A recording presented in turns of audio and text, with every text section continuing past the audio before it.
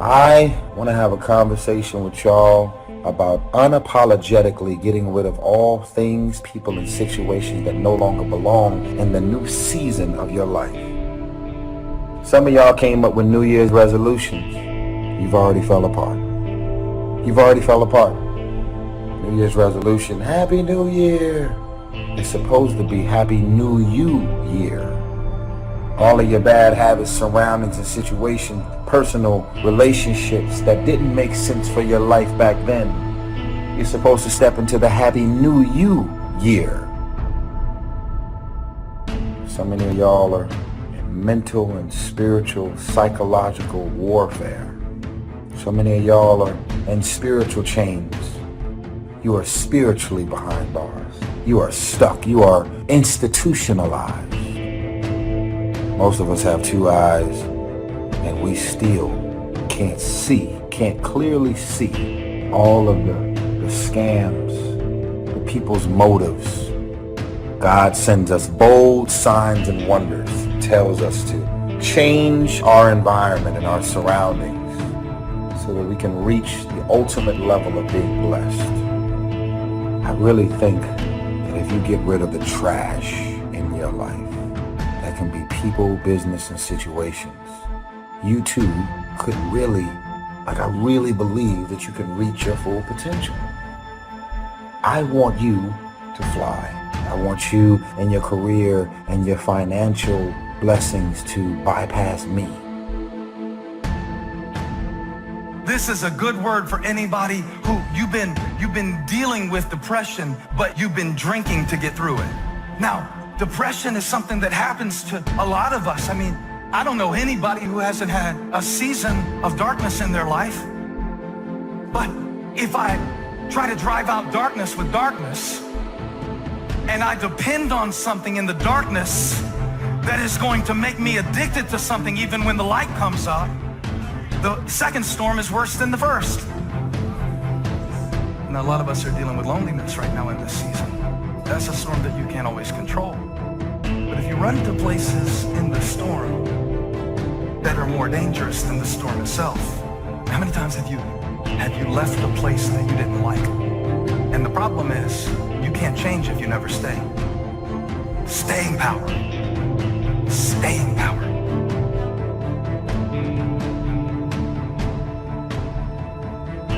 A subject that altered my life forever. It was just unbelievable. I hadn't known my mentor, Mr. Show, very long until one day he said, Mr. Rohn, let me see your current list of goals.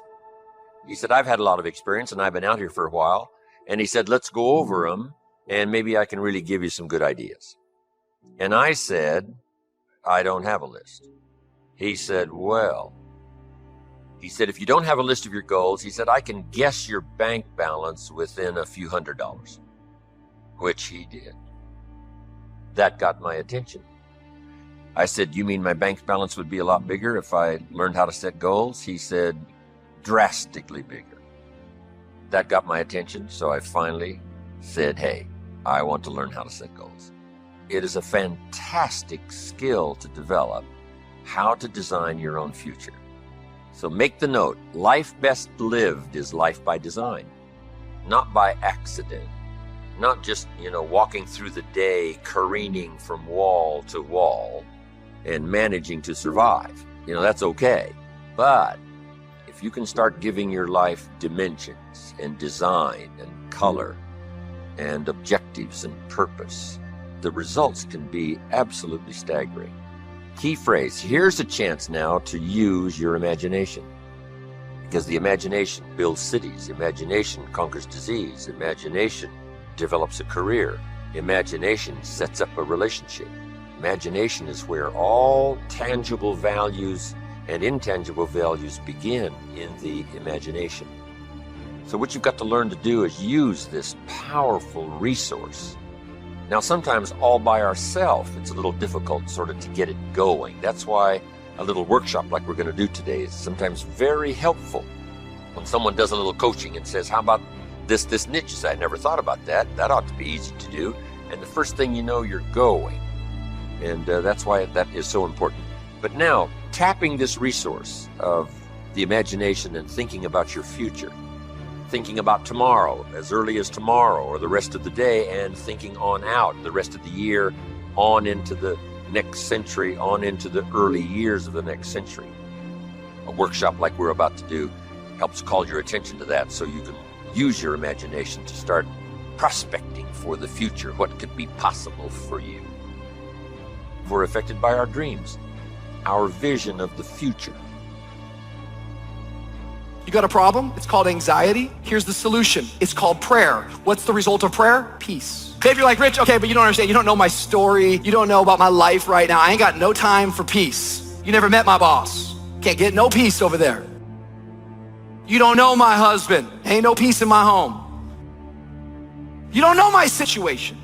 You would be absolutely correct, absolutely right. I don't know all of those factors and all of those variables, yet I'm not sure if you're listening to me tonight.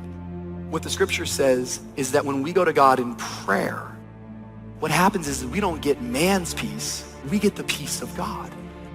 The peace of God is interesting because the peace of God transcends all understanding, meaning that God's peace is superior to your earthly situation. God's peace is illogical. So if you have a situation that doesn't make sense, good news, your God has peace that doesn't make sense. Listen, your situation might not change, but your soul will.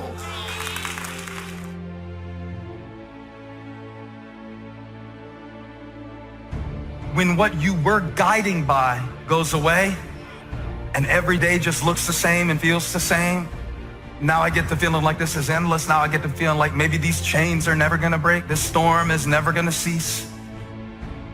What you go through doesn't determine where you end up. What you go through doesn't determine where you end up. Who you listen to determines where you end up. Because I think right now you are walking through a valley between two voices. One is wisdom, one is worry. One is gratitude, one is grumbling. One is blame, one is faith. Wait a minute. The opposite of faith is doubt. No. Doubt doesn't keep you from having faith. Doubt gives you something to have faith for. But blame will block faith every time. Blame will always block faith. You want to make sure that the greatest pull on your life is the pull of the future. Some people live in the past and let their life be continually pulled and influenced by the past. And yes, we must remember the past and review the past to make it useful to invest in the future. But here's the key. Make sure that the greatest pull on your life is the pull of the future. Now, if you're skimpy on your dreams, if you're skimpy on your objectives and your purposes, if that isn't very well planned, then it doesn't pull very hard. Then you have more of a tendency to be pulled by the past, or to be pulled apart by events or circumstances, or to be pulled apart by distractions. So in order to save yourself from being pulled apart by distractions or pulled back to the past, you want to now start really designing the future so that the greatest part of your attention and focus and pull, like a magnet, pulls you forward into the future to accomplish your goals. If you take a seed and throw it on the concrete and walk off, the sun just burn it up. Got to have dirt put on top of it. In my mind, it doesn't make sense that to grow something, you should dig a hole, put it down in there, and cover it with dirt. Logically, that don't make no sense to me. But oh, though, see, dirt is necessary for growth and development. Dirt builds character. Dirt gives you the push-through factor. Dirt makes you come with it when you don't feel like coming with it no more. All of y'all that had dirt throwed on you. And dirt ain't always what you want. It's somebody talking about you down on your job. It's somebody accusing you of something that you didn't do. It's somebody telling you you ain't gonna make it.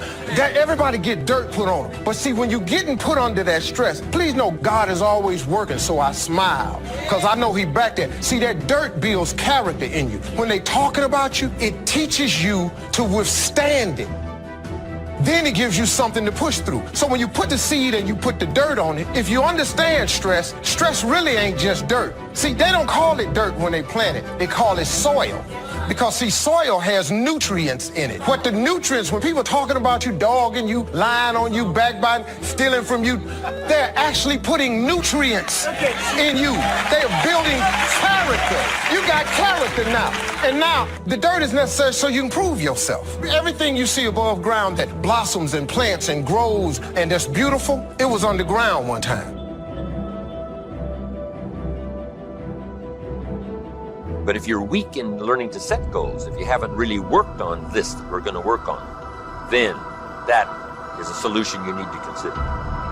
Goals are like a magnet. They pull. The stronger they are and the more purposeful they are, the bigger they are, the more unique they are, the stronger they pull. If you have excellent goals and high dreams, here's what they also do. They pull you through all kinds of down days, down seasons. They pull you through a winter of discontent. They pull you through distraction on every side that says, look here, look here, look here. Strong, powerful dreams like a magnet pull you through that. Strong dreams and goals pull you through a disaster. Some people get swallowed by the disaster because they have nothing on the other side of the disaster to pull them through. A bad day can almost overwhelm you if you don't have something really purposeful to go for at the other side of that day. At the other side of the difficult time, at the other side of the down time. If you've got plenty out there to attract and pull, it'll pull you through all these things. And very little of it will attach itself to you. You'll be able to get through some of the most difficult times if you have this spectacular vision ahead of you of where you're going and what you're going to accomplish. Getting through will be easy or easier. So, learning to set goals, it is an incredible experience. Once I learned it, it transformed my life forever. Being here today is an accomplishment of my goals. When I travel around the world and sit on an airplane, I say, I dreamed about this one day. I used to go to the airport and watch the planes fly away, and I said, one of these days, I'll be on one of those planes. I dreamed about it. I dreamed about the other side of the world. I'd never been to Italy, but I dreamed about it. I'd never been to South Africa, but I dreamed about it. Sure enough, step by step and country by country and flight by flight, I started checking them off my list. It was the most exhilarating feeling. Powerful to set those goals, reach out there into the future, design something to the best of your ability, refine it as you go, tear it up periodically if you want to, set a whole new list. It's your life, it's your future. But now I would like to do it in a very simple, easy manner that you can follow, so that you can use it for the future to pass on to your children, or if you got a little group that you train and teach, or your management and salespeople, you can use this with others. So what I'm going to go through with you here is sort of a model. Sort of, if I rush you just a little bit on getting through this model, at least I will leave you with the model that you can use later. And not only use later, but use later to pass on to someone else in some manner. So, having laid this background now, here's what I want you to do. Get a fresh piece of paper. And this is called now the workshop.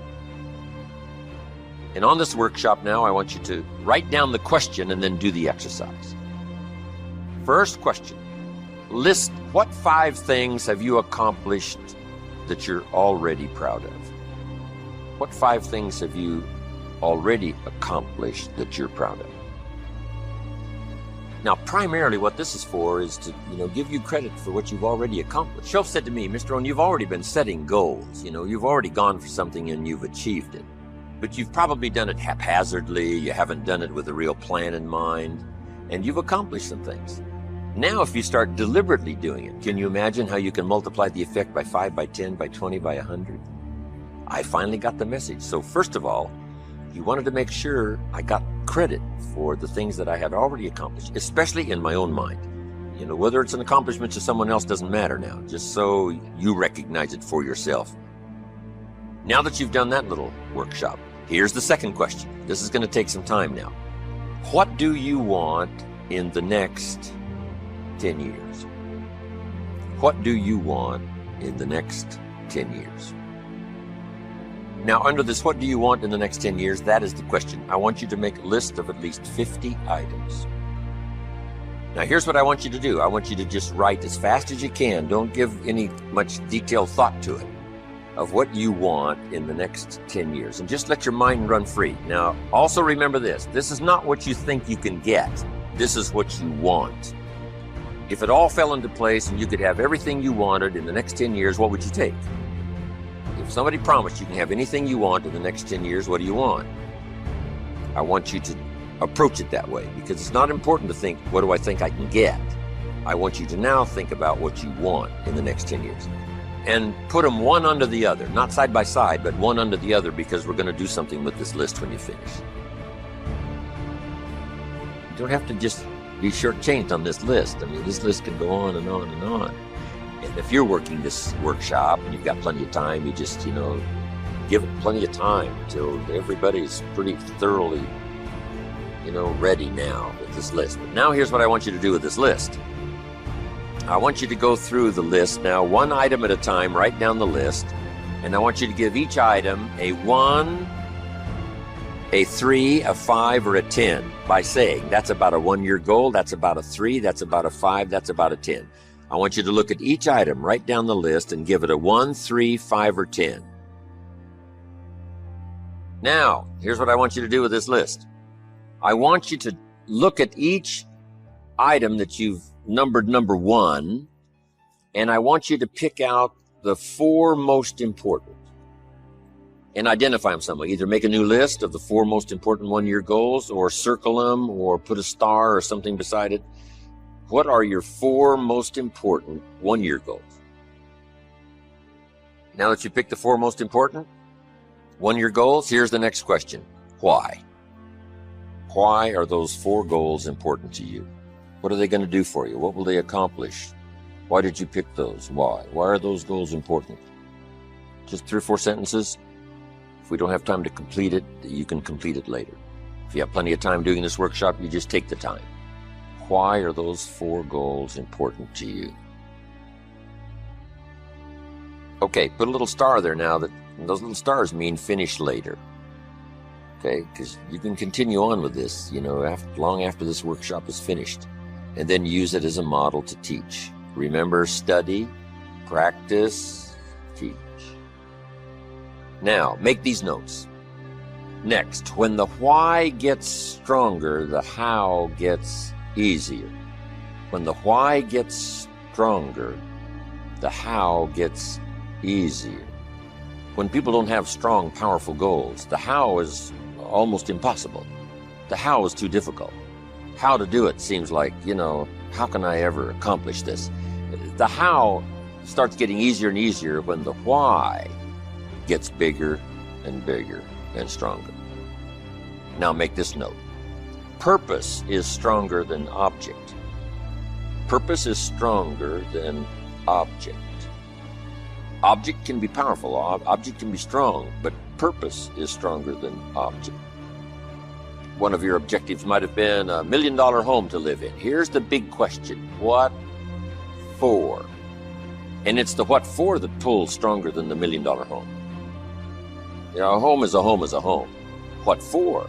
What are you going to do with this place? Well, now we start with the details. And I want you to add this note. It works in communication, it works here too. The drama is in the details. The drama is in the detail. Someone says, I've lost 40 pounds in the last 3 months. We say, is that it? Those are the numbers, but what's the detail? How did you feel before? Well, let me tell you what. Now they start the drama by giving us the details. How do you feel now? Wow, what a difference, 40 pounds later. And this person starts to describe what it's like now versus what it was like before. The drama is in the details. This is what you've got to do. $1 million home? What for? So everybody can see it from the street? That's okay, but there's got to be some more reasons. What do you want to do with this home? And then you start saying, hey, it's going to be the center of activity. You can't believe what's going to go on in this home. And you just keep describing it. And that drama now starts to really tap your imagination. And imagination is the beginning of reality. You can't imagine how close imagination is to reality until you start practicing this craft of turning nothing into something, imagination into tangible, the real stuff. How close is the real stuff? You can't imagine how close. if you start tapping into this resource of your imagination, so that your purpose becomes much stronger than the object. The object is powerful and it'll pull, but the purpose is unbelievable. We must all pay the price, but the price gets easy if the prize gets large. The price gets easy if the prize gets sufficient. It's like disciplines. What a small price to pay for good health. What an easy thing to do, an apple a day. I mean, a few things gives you such an incredible return that the price almost disappears. Promise is stronger than object. You got that? The bigger and the more powerful the why, the how gets easier and easier and easier.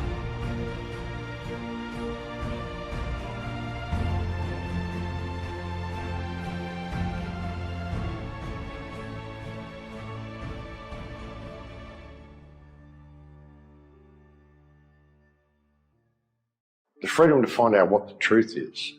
That's why I won't call myself a truther, because I don't know what the truth is. I know what the truth isn't, which is pretty well everything they tell us. But what is the truth? And I'd like to know as much as anybody else, but the fact of the matter is we don't have the freedom to know.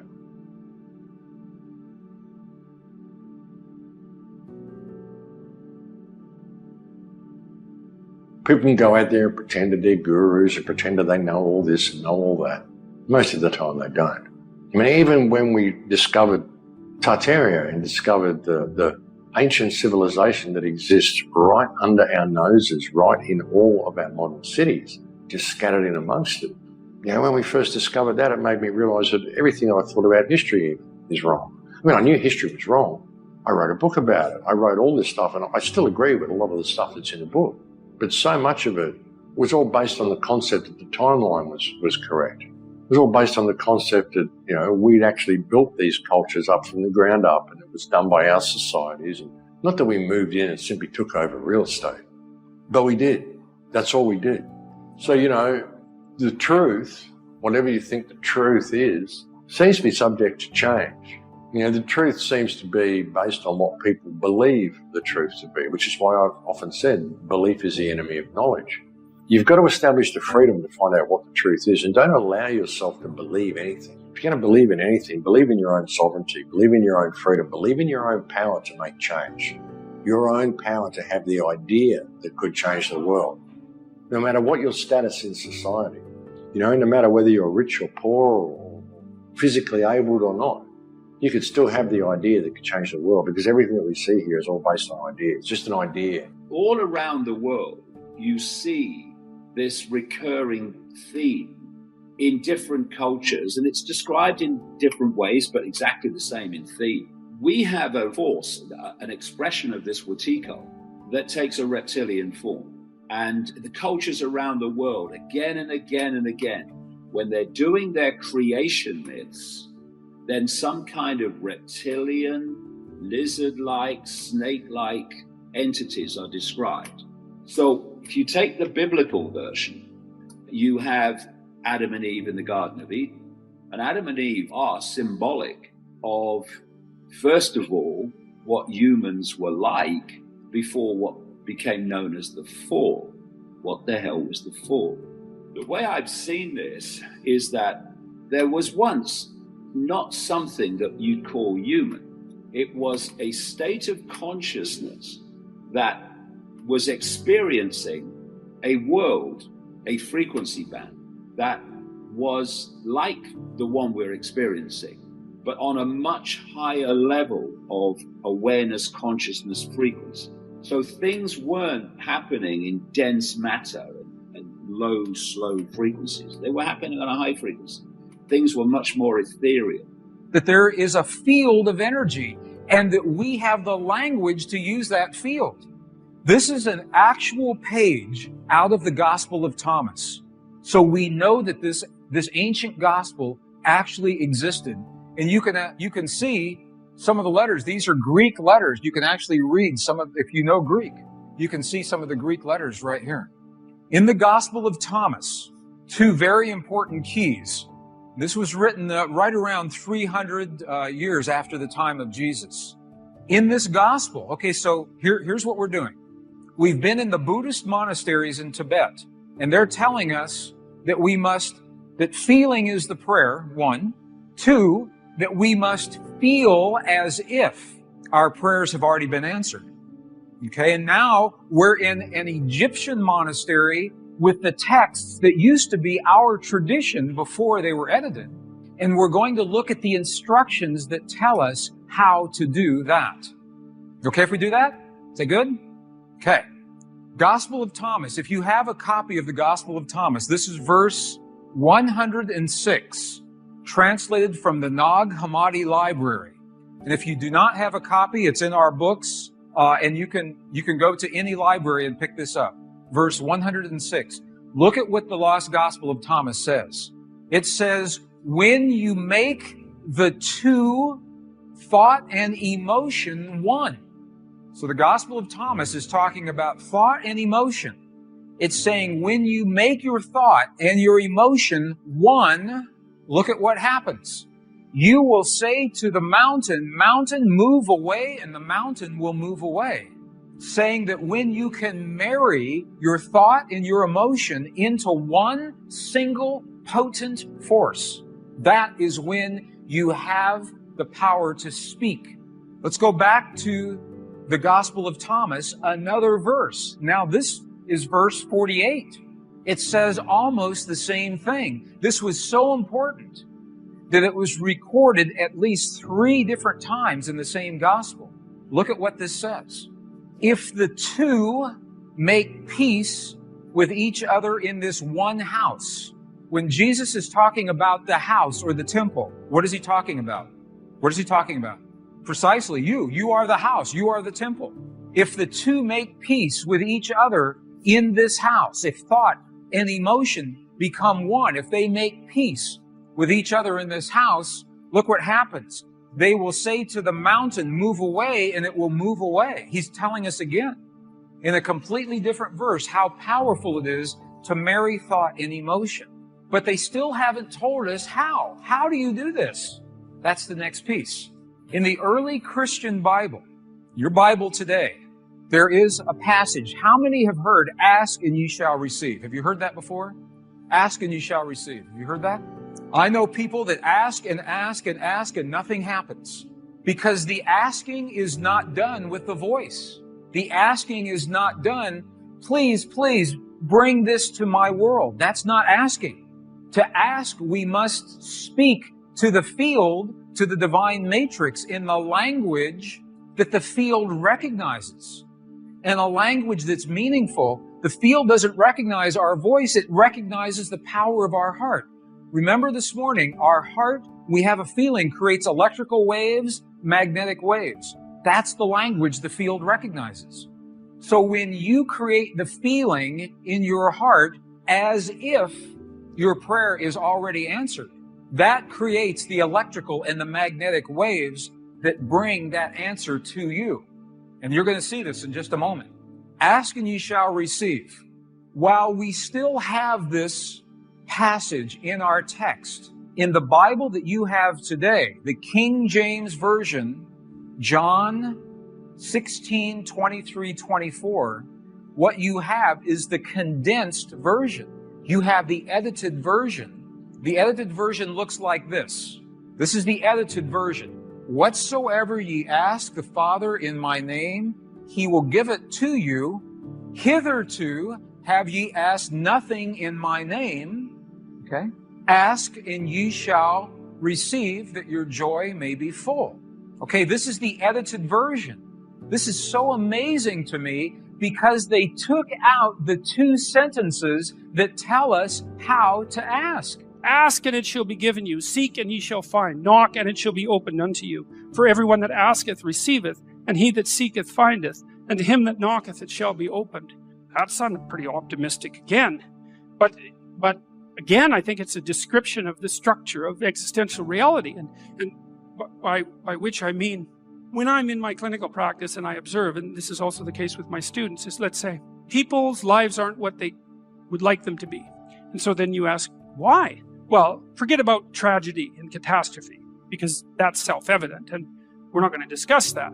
Although the degree to which you bring about your own tragedy is always indeterminate. But I would never say that every terrible thing that is visited on a person is something they deserved. I think that that's a very dangerous presupposition, especially because everyone gets sick and everyone dies.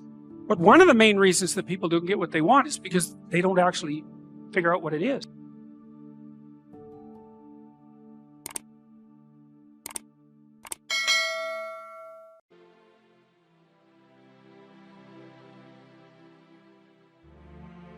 Expect things to get better for you, because they are. See, life is cyclic. You're not, whatever experience you're having right now, it has not come to stay. It has come to pass. Not to stay, just to pass. It's just going through. The biggest challenge is to know what's happening. This is a part of this thing we call life. This too shall pass. And maintaining perspective, putting it in perspective. How do we get stuck? A friend of mine working on a job, loved the company very much, expected to retire there. And one day they called him in the office, asked him for his badge and identification, told him he was fired and he had to leave then. He was devastated. And if you came anywhere near him, he would tell you his story. As we all have stories. Even when he got a job, he went on the job telling anybody who would listen how they fired him unjustly. And he always ended with, it wasn't fair. Life isn't fair. It's not fair that birds eat worms, and they do. Don't deviate, don't procrastinate, don't become frustrated. All you have to do to win this battle is stay on track. Where there's a will, there's a way. In fact, we are often tormented by vision because a visionary sees what shall be and wakes up to deal with what is. Means that you can't get to the destination just because you want it, just because you saw it, just because you like it, just because you need it. You know, when you go into a service station to get gas, you don't go in there and just start pumping. When you push the lever up, it clears the previous bill. By the same token, if you want to begin to move, you've got to clear your mind of all the unnecessary luggage and baggage that's weighing us down. All of us have experienced some tragedy, and if we haven't, we will. Sometimes your life will be in a slump, and you can either let it destroy your life, or you can build upon it. I'm not going to let this destroy. You can permit it to let it hold you down, or you can decide, I'm not going to let that happen to me. I'm bigger than this. I don't care how good you are. I don't care how talented you are. I don't care how much you work on yourself. There are some times when things aren't going to go right. There are times when anything that can happen will happen. Make a declaration to yourself. Declare all-out war that you're going to get out of this rut. I suggest to you that if you are facing a challenge, don't stop. Stay busy. Work your plan. Continue to do those things that you know that work for you after you have evaluated yourself in the situation. Sometimes you have to back up and go within and pray and meditate and recharge your batteries. Go away, clear your head, and then come back and look at it from a different vantage point. You have been disappointed over and over and over again. And every time you try, you come up short. And some of us have tried, got blocked. Tried, got blocked. Tried, got blocked. And I tried so hard and I still got looked over. And don't you know it's hard when your expectation has been damaged by disappointment? It's a slow damage. It's a slow tearing of the muscle fibers. The day that you start living your life according to everybody else's opinion is the beginning of the end. Your problem is every time you step out, you have yoked yourself up to people that you have no business being yoked up to, and your life is going in zigzags. Why is it I'm back here again, this time like I was last year? I should have overcome that. I should be further. I should be stronger. Most of y'all don't actually know your self-worth. You don't know your self-value. So you're like a vulnerable little child. You're shaking, and it's like, everybody loves me this week, so I love me this week. Next week, it drops.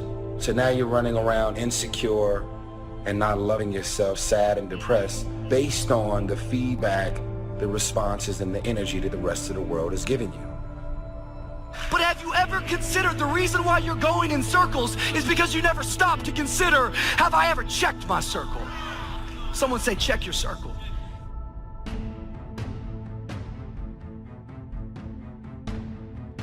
Tough times never last, but tough people do. It's not there to stop you. It's only there to challenge you. You want to grow through it. You can always do more. You always have another gear, another level of performance. You can always push a little bit harder, work a little longer. You have complete control over whether you get it or not.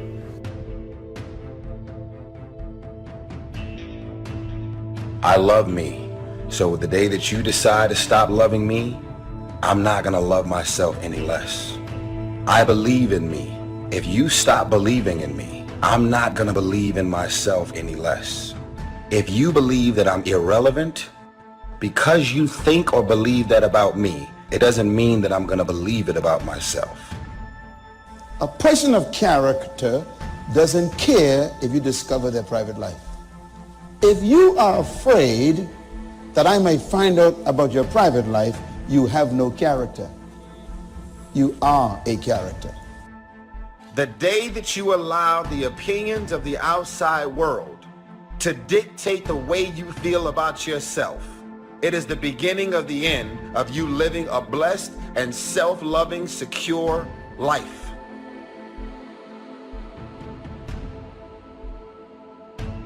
Friend, listen to me loud and clear. Do not pick your friends that are enabling you. Pick some friends who empower you. Please don't enable me in my brokenness. Please do not enable my negative thinking. Please quit enabling my laziness. Please stop enabling my excuses. Please quit enabling me just going, that's who I am, I guess. I don't need to be enabled. I need some friends who will empower me. Love yourself, believe in yourself, independent of the validation of the world. Have opinions and feelings about yourself, independent of the feedback. Why you gotta have somebody calling you beautiful every day in order for you to feel beautiful? Do you believe that you're beautiful, or do you only believe you're beautiful when other people say that you're beautiful? Self-love is the cure to self-hate. A truly courageous person is not afraid of what might or might not happen next week or next year. He fears not making the most of every moment today. A truly courageous person fears making appearances more important than realities, making impressions more important than communication. Think about something that you'd like to have, or something you'd like to create for you or your family. I want you to hold this thought in mind. Now, one of the first things I want you to do is don't worry about the inner conversation that you're going to have. Don't worry about how you're going to do it. That's going to come. You're going to develop a plan of action. You will find the way. You'll become the kind of person that can attract the people, the resources, in order to make that become reality. The discipline can seem like it's your worst enemy, but the reality is, discipline is your best friend, and it'll put you on that path. The path to strength and intelligence and happiness. What is the vision for your life? What are the ideas and the dreams for your life? Who are you? What are your gifts and talents? What is your ultimate destiny and your goals? God will never give you something somebody else is supposed to have. Negativity, you can protect yourself from negativity. And that's what stops most people, negative thoughts. You can coat your mind from negativity. It's a real simple exercise to do. I do it every morning before I walk out the door. So I walk out as a positive person. The way you can put a coating around your mind is with one simple thing: gratitude. Passion gives us a great amount of energy, and when we have that passion, there's something about how we love what we're doing and we enjoy what we're doing, and passion energizes us. It's possible to be passionate about something that you're not gifted in. Hello? Let me explain. Have you ever watched the tryouts at an American Idol? We can see that most people aren't as successful as they wish they were. Do you see there's a connection between these two very common phenomena? I hope you'll understand that it's in your best interests to take responsibility for everything you do. You spend your life performing for a crowd, it'll kill you. And you're like, I'm good. I'm not a singer. I don't perform for people. It's gotten much deeper than that now. It's the feeling that we get when we start offering ourselves up in a form that is more impressive to people, but is not authentic to us. See, when you're going someplace and you already know how much you're going to make, you already know how far you can go, you're in a dead-end position. It erodes your self-esteem. It lowers your sense of yourself. It creates an emptiness in you. So I say that your life is worth finding. Don't be so obsessed with them. Be obsessed with your own reality TV program called Your Own Life, right? How about the news? All the time they're trying to distract us. I'm not saying don't know about them, but it's such a convenient escape from the work. What it takes to win is not worrying about all that stuff. That should be the background noise. How do we increase our self-esteem? You have to begin to fortify yourself. I believe that you have to begin to consciously monitor your inner conversation and start talking to yourself. Start building yourself up. Sometimes the only good things you will hear about you are the things that you say to you. The truth will set you free. The truth will stand, and the truth will deliver you from procrastination and laziness and the downward spiral that comes with a lack of discipline. Character is the dedication to a set of standards.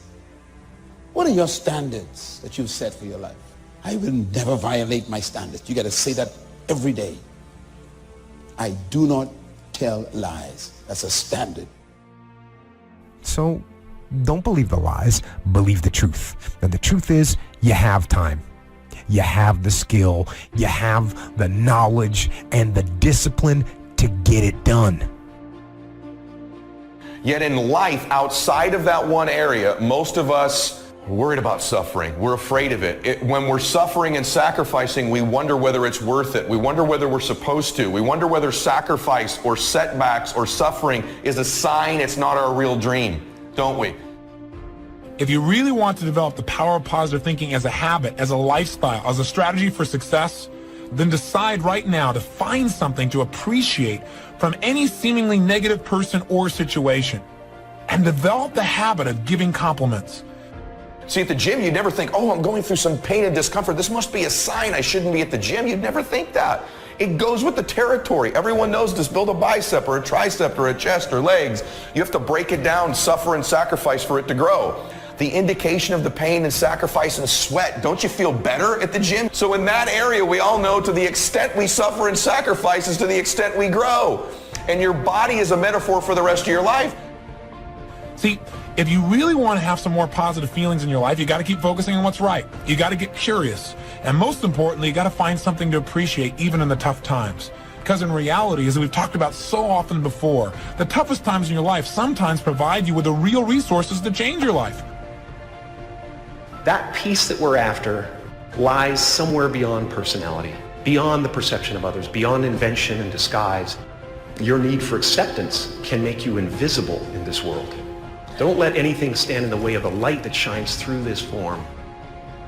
What's the one thing that keeps you from becoming who God made you to be? What's the one thing that keeps you from using your shape? Write it down. Fear. That's the word. It's fear. It scares you to become somebody that other people may not understand. Risk being seen in all of your glory. Our eyes are not viewers. They're also projectors that are running a second story over the picture that we see in front of us all the time. Fear is writing that script, and the working title is, I'll Never Be Enough. And when I say life doesn't happen to you, it happens for you, I'm just making a conscious choice to perceive challenges as something beneficial so that I can deal with them in the most productive way. You'll come up with your own style. That's part of the fun. It's something in me that says, I need to do this. So that's the first voice. But we've trained ourselves to ignore this voice and listen to the second voice that I believe is a collection of the average society. It's what we learned. It's the practical voice, the should voice. Whenever you say I should do, where are you getting that from? What society says. Well, we forget society's kind of crazy. It's like, why are we using them as the bellwether that we should get our advice from, right? 52 is the age at which a man's philosophy is fully formed.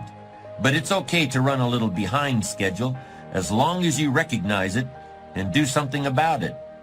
And you don't need volumes of books or the library in order to create a personal philosophy. You can do that anywhere. You can do it right here.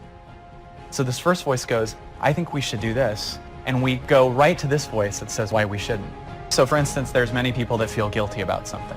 If you actually go to your heart, you can understand at a true level why you could have done something like that. Everyone can. But what causes our pain is trying to get society to understand why we did something. But the collective society isn't at a consciousness where they've forgiven themselves for anything. So there's a lot of judgment you'll look at in yourself if you look at yourself through society's eyes. If you make it to the end of this video, I want you to write, self-love is the cure to self-hate. These are the type of qualities that I'm going and have been instilling in my daughter. Nobody wants to be alone.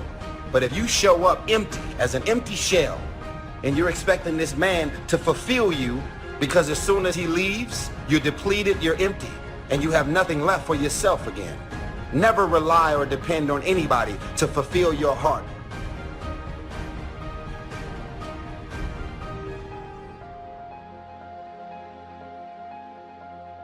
Credit goes to our awesome patrons who make videos like this one possible.